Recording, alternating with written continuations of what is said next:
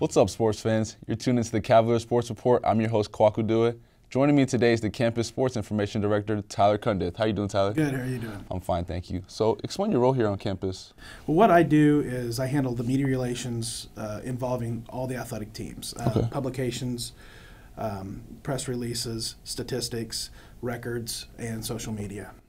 Okay, so you're promoting different teams and stuff like that? All the teams and our athletes. I also promote their success that they have. I'm also not only helping our athletes to get to the next level, but also recruiting to get athletes to come here with the publications that I use. Nice. Okay. So I know the women's national tournament is right around the corner. Could you speak a little bit about last year's? Yeah, it was a great event.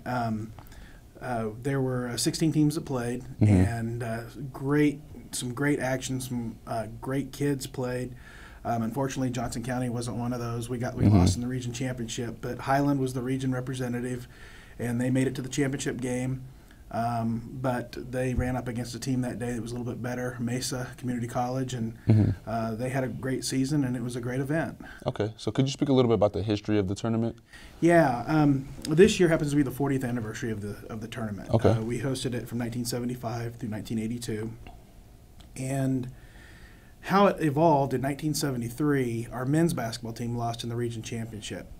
And Orville Gregory, who was our athletic director at that time, saw how disappointed those guys were. And he got to thinking, well, if they're that disappointed when their season comes to an end, how do the girls feel when they don't even have anything to play for when the regular season's over? So he started to inquire about possibly getting a national tournament, and that first fall in 1973, there really wasn't that much interest. I think 7 schools. Okay. But he continued to try to get interest, and by 1974 they did, but it was too late to pull it off that year.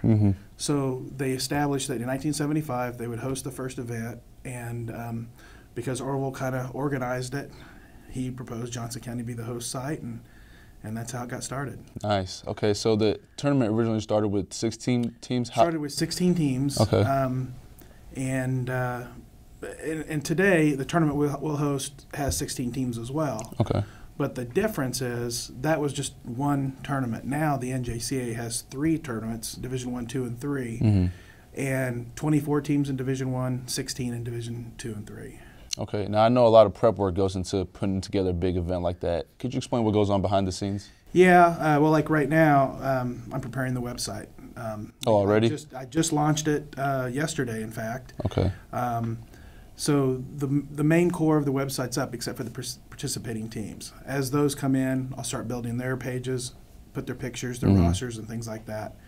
The tournament program, I'm involved with that, getting statistics set up.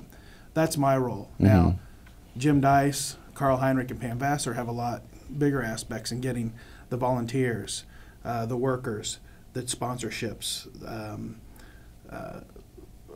all the things that involve that part of running the tournament. I handle the media side. They get to do all the other not as fun stuff. Okay, so you guys start preparing pretty early. Yeah, in fact, Jim Dice, he has a calendar or on his door, a countdown to the national tournament. We host it again next year.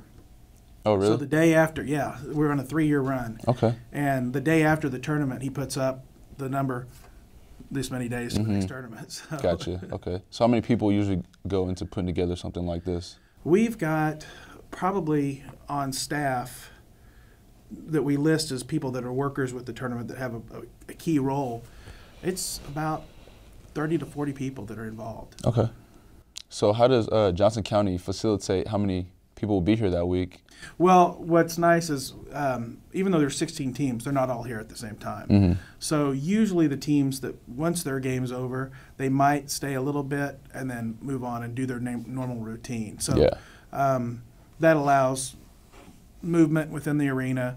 The teams that travel, their fans, an opportunity to have the best seats during their game. So it's really never just overwhelming at any one certain time. Okay, so let's say grandma or grandpa wanted to catch a game and they couldn't make it. What are their options?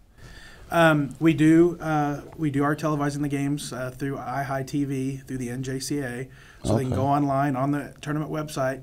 and click the game they want to watch, and it's available. Nice. How's that usually produced? Well, this last year, it was just done through our television services staff. Oh, nice. This is another version that the NJCAA has added for national tournaments, so we can go through their format to televise the games. I think our staff, though, is still involved in actually running the cameras for it. It's a great, social media is great. It's an opportunity to be able to see things where Grandma and Grandpa that live in Iowa can't. Where back in the day, you couldn't, So it's a great option for those fans. Definitely. Okay, well, thank you for your time, Tyler. You're welcome. It's been a pleasure having you. Well, that's it for the Cavalier Sports Report. Again, I'm your host, Kwaku Duah. Thank you for tuning in.